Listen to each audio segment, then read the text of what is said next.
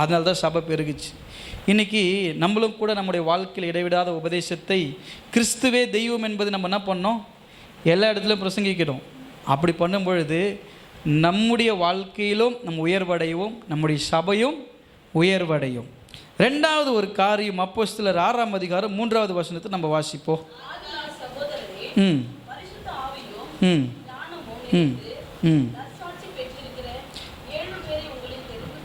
இது ரொம்ப இம்பார்ட்டண்டான ஒரு வசனங்க. என்ன வசனம் சொல்லி பார்க்கும் பொழுது 1வது வசனத்தில் அந்நாட்களில்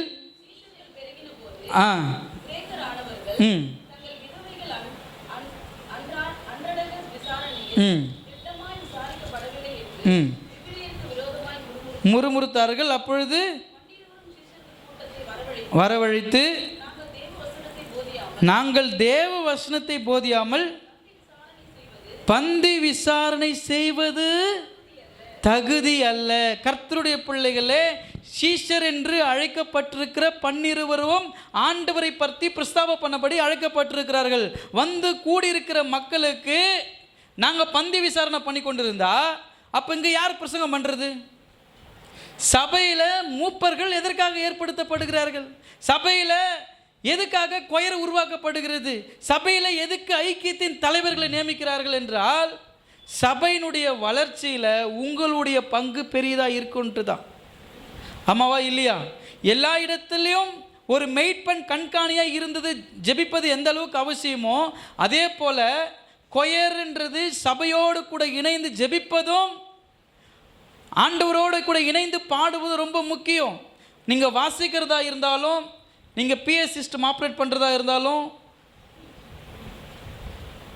லேப்டாப் ஆன் பண்ணி நம்ம பயன்படுத்த எதுவாக இருந்தாலும், ஜெபத்தோடு கூட நான் இறங்கி வந்து அதை செய்வதற்காக நான் அதை செய்து கொண்டிருந்தால் இந்த ஊழியத்தை யார் செய்ய முடியும்? நான் எல்லாருக்கும் சாப்பாடு போட்டு சாப்பாடு போடுறது.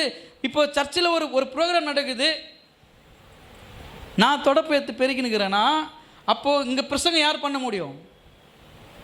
சபையில் எதுக்காக உருவாக்கப்பட்டிருக்கிறோம்? நம்ம எதுக்காக நியமிக்கப்பட்டிருக்கிறோம்? மூப்பர்லாம் எதுக்காக நியமிக்கப்பட்டிருக்கிறோம்? போதகர் எந்த சூழ்நிலை ஊழியங்கள் எப்படி நடக்கிறதுன்னு எதுக்காக ஐக்கியத்துக்கு கண்காணிகளாக நியமிக்கப்பட்டிருக்கிறோம்? இங்கே அதுதான் நடக்குது. அவர் சொல்கிறார், நாங்கள் 12 பேர் இருக்கிறோம், 12 பேர் போய் பந்தி விசாரிக்கிறது எங்களுக்கு தகுதி இல்லை.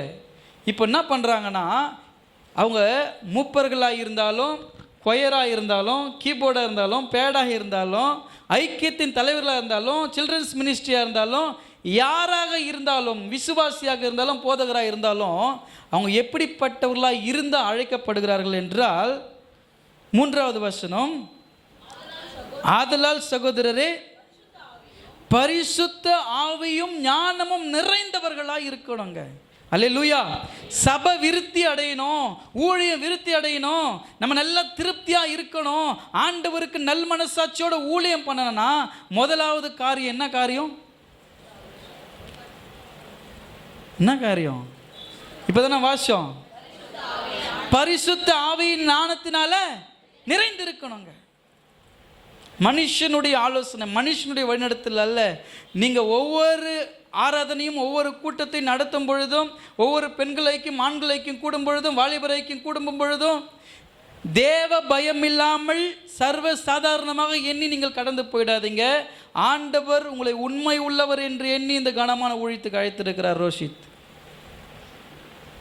உண்மை உள்ளவர்கள் என்று எண்ணி அழைத்திருக்கிறார்.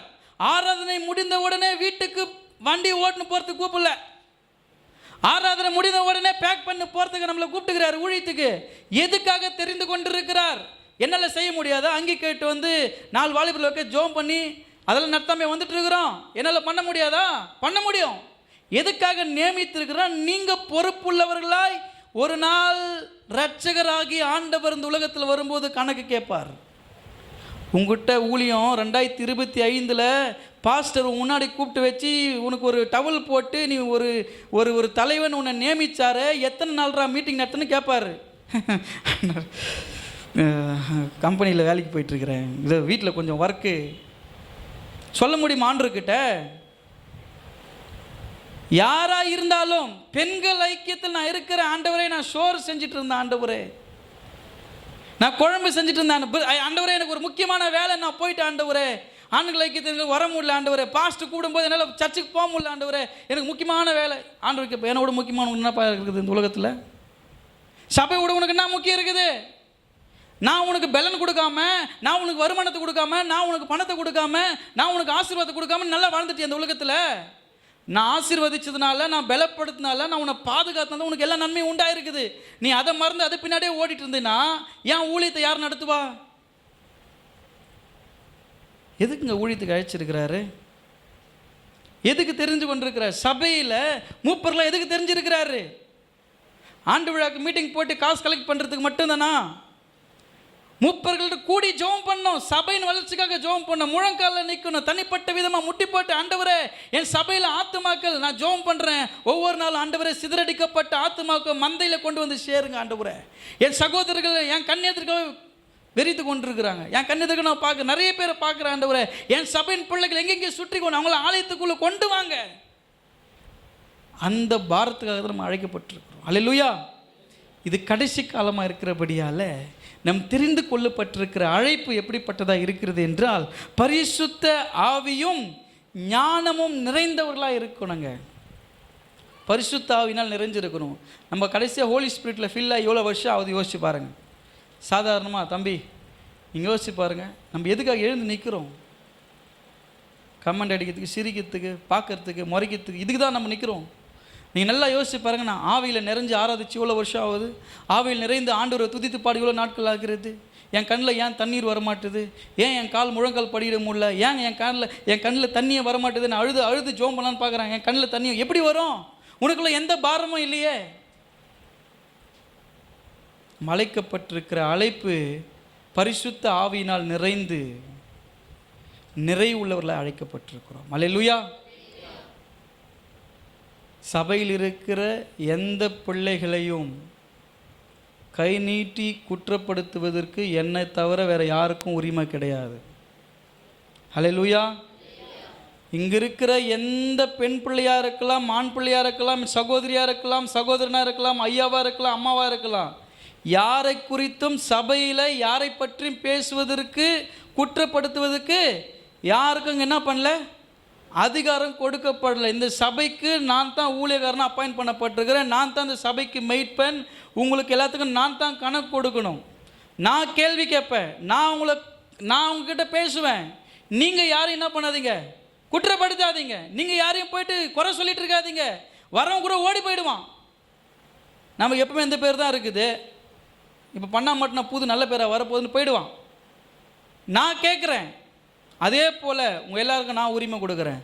நான் ஏதாவது ஒரு காரியத்தில் தவறுகிறேன் என்றால், என் ஊழியத்தில் ஏதாவது நான் தவறுகிறேன் என்றால், நீங்கள் எல்லாருமாய் என்னிடத்தில் கேள்வி கேட்கலாம். ஆனால் சபைக்குள்ளாக வேறு எந்த பிள்ளைகளையும், எந்த சகோதரியும், எந்த சகோதரனையும் நீ கேள்வி கேட்கறது உனக்கு அதிகாரம் கொடுக்கப்படல. கேள்வி யார் தான் கேட்கணும்? யார் கேட்கணும்? பாஸ்டர் தான் கேட்கணும். நீங்கள் கேட்கக்கூடாது. கடவுள் அந்த மனிதனை குறித்த இரத்தப்படி யார்கிட்ட கேட்பார்? என்கிட்ட கேட்பார். சபையில் இருக்கிற மூத்த விசுவாசிகளுக்கு அந்த பாரம் இருக்கும். வாலிப புள்ள அழிஞ்சு போதே, வாலிப பையன் அழிஞ்சு போகிறானே, அவங்களுக்கு தெரியும் அந்த பேர்டன். ஆனால் நம்மளுக்கெல்லாம் தெரியாது. அதனால் ஆவியில் நிறைந்து பரிசுத்த ஆவியில் நடத்தப்படும் பொழுது தான் சபை முதிர்ச்சி அடையும். நீங்கள் நல்ல ஊழியம் பண்ண முடியும், வைராக்கியமானதை கர்த்தருக்காக செய்ய முடியும். நம்ம தெரிந்து கொள்ளப்பட்டிருக்கிற அழைப்பில் நீங்கள் எப்படி இருக்கணும்? உண்மையாக இருங்க. ரெண்டாவது ஒரு காரியத்தை சொல்கிறாரு, நற்சாட்சி பெற்ற 7 பேர். அவனை பற்றி சாட்சி கேட்டனா எப்படி தெரியுமா சொல்லுவாங்க? அவனை போய் போட்டுக்கிறான் பாரு இந்த பாஸ்ட்டு மூளை கட்டவன் சொல்லுவாங்க. இப்போ அந்த பொண்ணு, அது பொண்ணு எப்படி அது சுற்றி நிற்குது, பாஸ்ட்டு போய் லீடராக போட்டு, நான் தானே போட்டேன், உனக்கு என்ன பிரச்சனை? எல்லாத்துக்குமே ஒரு வாய்ப்பை யார் ஏற்படுத்தி கொடுக்குறாரு? நற்சாட்சி உருவாக்கப்பட வேண்டும். நற்சாட்சி, ஒரு பிள்ளையை குறித்த நற்சாட்சி உருவாக்கப்படணும். எவ்வளோதான் நீங்களே யோசிச்சு பாருங்கள். நீங்கள் எவ்வளோ நன்மைகள் செஞ்சுக்கிறீங்க, உங்களை யாருன்னா ரொம்ப நல்லவங்கன்னு சொல்கிறாங்களா? கண்ணுக்கு தெரியாமல் எவ்வளோ உதவி செஞ்சுருப்போம். நகையெல்லாம் கட்டி கொடுத்துருப்போம், எல்லாத்தையும் செஞ்சு கூட என்ன கேட்குறாங்க, என்ன பண்ணிட்டேன் எனக்கு கேட்குறாங்களா இல்லையா? எனக்கு என்ன பண்ணிட்டேன், என்ன செஞ்சிட்டேன் அப்படின்னு கேட்பாங்க. நம்மளுக்கே அந்த பேர் தான். நம்ம மற்றவர்களை போய் என்ன பண்ணக்கூடாது, நியாயம் திருக்கக்கூடாது, மற்றவர்களை குற்றப்படுத்தக்கூடாது. நற்சாட்சி பெற்றவர்களாக திருச்சபையில் இருக்கிற கொயரு, மியூசிக்கு, மூப்பர்கள், வேற யார், ஐக்கியத்தின் தலைவர்கள், சண்டே ஸ்கூல் டீச்சர்ஸ் எப்படி இருக்கணும், தேவ ஆவியினால் நிறைந்தவர்களாகவும் நற்சாட்சி பெற்றோர்களாக இருக்கும் பொழுது ஆதி திருச்சபையில் இருந்த எழுப்புதலையும் அபிஷேகத்தையும் இன்றைக்கு வைர விழா தேவாலயத்துக்கு கர்த்தர் கொடுப்பார். அல்லேலூயா. 50வது ஆண்டு விழாவில் நல்லா ஜெபம் பண்ணுங்க. யாரெல்லாம் சிதறடிக்கப்பட்டார்களோ மந்தையில் சேர்க்கப்படுவார்கள். அல்லேலூயா. தீர்க்க தரிசனமாகவே சொல்கிறேன். நீங்கள் கண்கள் அதை பார்க்கும். ஒரு ஒருத்தரை மொத்த டீமும் வந்துடும் பாருங்கள். 50வது பொன்விழா ஆண்டு என் சபை பழைய சபை மாதிரி நான் பார்க்குறேங்க. என் பிள்ளைங்க எல்லாம் வந்து சேர்ந்துட்டாங்க. ஒரு பிரிந்த குடும்பம் எப்படி கெட்ட குமாரன் தன்னுடைய குடும்பத்தை விட்டு பிரிந்து போய் பல நாட்களுக்கு பிறகு அந்த தகப்பன் எவ்வளோ ஆசையாக ஓடி போனாரோ, அதே போல் நம்ம சபையிலிருந்து சிதறடிக்கப்பட்ட கெட்ட குமாரர்கள், ப்ராடிக்கல் சன்ஸ் வரும்பொழுது கர்த்தர் ஓடி போய் அணைத்து கொள்வார். நீங்கள் குற்றப்படுத்தி வாசலில் பேசி அமைச்சிடாதீங்க. அதுக்கு தான் நற்சாட்சி பெற்றிருக்கணும். அதுதான் பரிசுத்த ஆவியினால் நிறைந்து வழிநடத்தப்படணும். அப்படி நம்ம நிறைந்திருந்தோன்னா அந்த மனப்பான்மை நம்மளுக்கு வந்துடும். வாங்க பிரதர், உங்களை தான் பிரதர் ரொம்ப நாளாக ஜோம் பண்ணிகிட்ருக்குறோம், ரொம்ப நாளாக உங்களுக்கு தான் பிரதர் ப்ரேயர் பண்ணிகிட்ருக்குறோம், ரொம்ப சந்தோஷம் பிரதர் நீங்கள் வந்தது. அவங்கள கூப்பிட்டு கனப்படுத்து, அவங்ககிட்ட கூப்பிட்டு பேசுங்க. சர்க்குண்டம்மா கொஞ்சம் நேரம் வந்து பேசுங்க. தனியாக எவ்வளோ நேரம் பேசிகிட்டு இருப்பீங்க சிஸ்டர் நீங்களும்.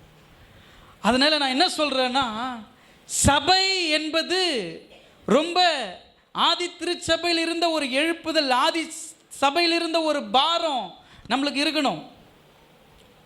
சபை கட்டுறதுக்கு முன்னாடி உங்களுக்கு இருந்த பாரம் என்ன, இப்போ நம்ம எந்த பாரத்தில் இருக்கிறோம் யோசிச்சு பாருங்கள். சபை உருவாக்கப்பட்ட இந்த நாள் இன்னைக்கு சபைக்கு ஹாப்பி பர்த்டே. திருச்சபைக்கு என்னது இன்னைக்கு ஹாப்பி பர்த்டே. அதனால அந்த ஹாப்பி பர்த்டே இதெல்லாம் சொல்லிட்டு இருக்கிறேன். நம்ம சபைக்கு எத்தனாவது ஹாப்பி பர்த்டே வரப்போகுது, 50வது ஹாப்பி பர்த்டே வரப்போகுது அடுத்த வருஷம். அதனால் இந்த சபையில் இருக்கிற மந்தையிலிருந்து சிதறடிக்கப்பட்ட எல்லா ஆடுகளையும் கொண்டு வந்து சேர்க்க வேண்டிய ஒரு நிர்பந்தத்தில் நம்ம இருக்கிறோம். நீங்கள் போய் யாரையும் கயிறு கட்டலாம் ஈத்துன்னு வர வேண்டாம். நீங்கள் ஒரே ஒரு காரியம் பண்ணுங்கள், பரிசுத்த ஆவியினால் நிறைந்து ஆண்டவரிடத்தில் இதுக்காக ஜெபம் பண்ணுங்கள். 2வது, நற்சாட்சி பெற்றவர்களாய் உங்களுடைய இருதயத்தில் கர்த்தரை உயர்த்துங்க. ஆதி திருச்சபையில் நடந்த அடையாளங்களும் அற்புதங்களையும் அன்றைக்கு சிஷ்யர்களை மட்டும்தான் கர்த்தர் பயன்படுத்தினார். இன்றைக்கு நீங்கள் நின்று தெருவில் பிரசங்கிக்கும் போது 3000 பேர் ரட்சிக்கப்படுவார்கள், ஒரு 300 பேராவது ரட்சிக்கப்படுவார்கள், ஒரு 3 பேராவது ரட்சிக்கப்படுவார்கள். அல்லேலூயா. நல்லா வைராக்கியமாக நீங்கள் ஆண்டவருக்காக நில்லுங்களேன். ஆண்டவரே இந்த வருஷம் ஒரு முடிவு பண்ணுங்கள். ஆண்டவரே இந்த வருஷத்தில் ஒரு 3 பேரையாவது நான் சபைக்கு கொண்டு வந்து ஞானஸ்தானம் கொடுக்கணும் ஆண்டவரே. ஒரு சிலர் இருக்கிறாங்க, அவங்களாம் சபைக்கு சில பேர் கொண்டு வந்து ஞானஸ்தானம் கொடுத்துட்டே இருக்கிறாங்க. எனக்கு தெரியும், சபைக்கு கொண்டு வந்து அவங்கள வந்து ஆண்டவருக்குள்ளே நடத்துறது ஒரு பெரிய வழிநடத்துதல். உங்களுக்கு அப்படிப்பட்ட அபிஷேகங்கள்லாம் இருக்குது, அதெல்லாம் பயன்படுத்துங்க. இதை குறித்து நான் ரொம்ப அதிகமாக பேசணும்னு ஆண்டவருக்குள்ளே அதிகமாக பிரயாசப்படுகிறேன். அதாவது சபை விசுவாசிகளாக இருந்தாலும், முப்பர்களாக இருந்தாலும், ஐக்கியத்தின் தலைவர்களாக இருந்தாலும், பாடற்குழுவாக இருந்தாலும், இசைக்கறி வாசிகர்களாக இருந்தாலும், எல்லாருமே யாரால் அழைக்கப்பட்டிருக்கிறார், யாரால் தெரிந்து கொள்ளப்பட்டிருக்கிறார்கள், ஆண்டவரால் தெரிந்து கொள்ளப்பட்டிருக்கிறார்கள். அவரை குறித்து குறை சொல்வதற்கும் பேசுவதற்கும் அதிகாரம் விசுவாசிகளுக்கு கொடுக்கப்படவில்லை. அவர்களை குறித்து நியாயம் விசாரிக்கிற ஒரு இடத்துல கர்த்தர் என்ன வைத்திருக்கிறார். அதே போல நான் சில காரியங்களில் தவறுகிறேன், ஊழியத்தில் தவறுகிறேன் என்றால் என்னிடத்தில் நீங்கள் தாராளமாய் கேள்வி கேட்கலாம். என் ஆண்டவர் ஒருபோதும் என்னை அந்த வழியில் நடத்த மாட்டார். அப்படி நடக்குது அப்படின்னா அன்னைக்கு நான் ஜீவனோடு இருக்க மாட்டேன். அது அந்த மாதிரி வழியில் என்னை கர்த்தர் ஒருபோதும் என்னை அழைப்பில் நடத்தவே மாட்டார். அல்லேலூயா. அதனால் சொல்கிறேங்க, இந்த உன்னதமான அழைப்பு உங்களுக்கு என்ன காலிங், உங்களை எப்படி தெரிஞ்சிட்ருக்கிறாரு. ரொம்ப நம்ம சாதாரணமாக யோசிக்கிறல்ல, சர்ச்சில் மூப்பர்ன்றது ஒரு சாதாரணமாக யோசிக்கிறோம். சர்ச்சில் ஒரு பாடற்குழுவில் நான் ஒரு கொயரில் இருக்கிறது அங்கே அப்படியே அங்கேயே கசிக்கு சுற்றி பிளாஸ்டிக் கவரில் போட்டு விசிரிச்சிட்டு போகிறோம். அது மகத்துவம் உங்களுக்கு தெரியல, உங்களுக்கு சிரிப்பு வரும். அதனுடைய வலி எனக்கு மட்டும்தான் தெரியும். மைக்கு இல்லை, நைட்டு மைக்குக்காக எனக்கும் வீட்டுக்கு ஏறக்குறைய ஒரு மணி நேரம் பேச்சுவார்த்தை நடக்குது. மைக்கு வந்து குழந்தைங்க கூட்ட கீழே போட்டு மைக்கு ஓடிச்சிடுறீங்க, பாடிட்டு அங்கே போட்டு போயிடுறீங்க, அந்த மாதிரிலாம் இருக்குது. ஒரு மைக் எப்படி யூஸ் பண்ணணும்னு தெரிய மாட்டேங்குது. மைக்கு கீழே போட்டு போகிறோம். சபைக்குரிய ஒரே ஒரு குண்டு ஊசியை கூட நான் வேஸ்ட் பண்ண மாட்டேன். ரொம்ப கவனமாக இருப்பேன். ஒரு ஸ்டேப்லர் பின்ன கூட சும்மா ஏன் வச்சு வேஸ்ட் பண்ணணும்னு யோசிப்பேன். சர்ச்சுக்குரிய ஒரே ஒரு ரப்பர் பேண்டு கூட என்ன பண்ணக்கூடாது, வேஸ்ட் ஆகக்கூடாது. எந்த வேஸ்ட்டாக போனால் போகுது. என்னுடைய சுயமான காரியங்கள், சொந்தமான காரியங்கள் வேஸ்ட்டாக போனால் பிரச்சனை கிடையாது. சபைக்குரிய விசுவாசிகள் ஜபத்தினாலும் கண்ணீரினாலும் வேர்வை சிந்தி இரத்தத்தை வேர்வையாக மாற்றி உழைத்து சம்பாதித்து கர்த்தருக்காக காணிக்கை கொடுக்கிற அந்த ₹1 இருக்கிற எந்த பொருளாக இருந்தாலும், ஒரு சாதாரணமாக காகிதமாக இருந்தாலும், அது வீணாகுவதற்கு நான் ஒத்துக்கொள்ளவே மாட்டேன். யூசந்திர கப்பா இருந்தால் கூட சரி. சபைக்குரிய ஒரு பாயாக இருக்கலாம், ஒரு க்ளீன் பண்ணுற காரியமாக இருக்கலாம், ஒரு பெஞ்சாக இருக்கலாம், கொடுத்துருக்கிற அங்கியாக இருக்கலாம். நீங்கள் எந்த அளவுக்கு அதுக்கு முக்கியத்துவம் கொடுக்குறீங்க. ஒவ்வொரு நாளும் இந்த ஸ்டோல் கழுத்தில் போடும்போது நான் ஜெபம் பண்ணாமல் போட மாட்டேன். ஒவ்வொரு நாளும் அங்கி போடும்போது நான் ஜெபம், இந்த தகுதி எனக்கு இருக்குது ஆண்டவரே, இதை போட்டு நான் நிற்கிறதுக்கு எவ்வளோ பேர் பிரயாசப்படுறாங்க. ஆனால் கர்த்தர் அந்த கணத்தை எனக்கு கொடுத்துருக்குறீங்க. உங்களுக்கு அந்த அழைப்பு கர்த்தர் கொடுத்துருக்குறாருல்ல. எத்தனை பேர் ஆசைப்படுறாங்க மூப்பர் ஆகிறதுக்கு, எத்தனை பேர் ஆசைப்படுறாங்க கொயரில் உட்காந்து பாடுறதுக்கு, எத்தனை பேர் ஆசைப்படுறாங்க இன்ஸ்ட்ருமெண்ட்டை வாசிக்கணும், எத்தனை பேர் ஆசைப்படுறாங்க வினித்தியத்தில் உட்காரன்ட்டு, எத்தனை பேர் ஆசைப்படுறாங்க இந்த லேப்டாப்பா நம்மளுக்கு எப்பாவது ஒரு வாய்ப்பு கிடைக்குமா. ஆனால் அவங்களுக்கெல்லாம் அந்த வாய்ப்பு இல்லாமல் உங்களுக்கு எது கொடுத்துருக்கிறாரு, கொயர் ப்ராக்டிஸ் வராமல் இருக்கிறதுக்காக கொடுத்துக்கிறார். ஆமாம், நீங்கள் வந்து சாட்டர்டே வந்து ப்ராக்டிஸ் பண்ணாமல் இருக்கிறதுக்காக உங்களுக்கு அந்த பொறுப்பு கொடுத்துக்கிறார். அங்கி கைட்டி விசிரஸ்ட்டு போகிறதுக்காக உங்களுக்கு கொடுத்துருக்கிறார். மைக்கெல்லாம் போட்டு உடைக்கிறதுக்காக கொடுத்துருக்கிறார். ஆமாம், அதுக்கு தானே கொடுத்துருக்கிறாரு. பெண்களுக்கு பொறுப்பு எது கொடுத்துருக்கிறாரு, ஆண்களுக்கு பொறுப்பு எது கொடுத்துருக்கிறாரு. யோசிச்சு பாருங்க. சபையினுடைய ஊழிய வளர்ச்சிக்காக நம்மளுக்குரிய தாளந்துகளையும் கிருபைகளையும் நம்ம பயன்படுத்தும்படி அழைக்கப்பட்டுக்கிறோம். அல்லேலூயா. இதுதான் கடைசி காலத்தில் கர்த்தருங்க மேலே ஊற்றுகிற அபிஷேகம். பாட்டு பாடணும். வல்லமை வல்லமை தாருமே, தேசத்தை உமக்காக கலக்கிட, அபிஷேகம் அபிஷேகம் தாருமே, அனல் கொண்டு உமக்காக எழும்பிட. வெறும் பாட்டே பாட இருக்க முடியுமா? எழும்பணும் பிரதர் சிஸ்டர், எழும்பணும். ஆண்டவருக்காக எழும்பணும். ஆண்டவர் உங்கள் வாழ்க்கையில் அப்படிப்பட்ட கிருபைகளை கொடுத்து ஆதி திருச்சபையில் இருந்த ஐக்கியத்தையும் அன்பையும் நமக்கு கொடுத்து ஒரு மிகப்பெரிய வளர்ச்சியின் பாதையில் நம்முடைய ஊழியங்கள், நம்முடைய சபை ஆசீர்வதிக்கப்படும். குறைவில்லாமல் நம்மளை நடத்துவார்.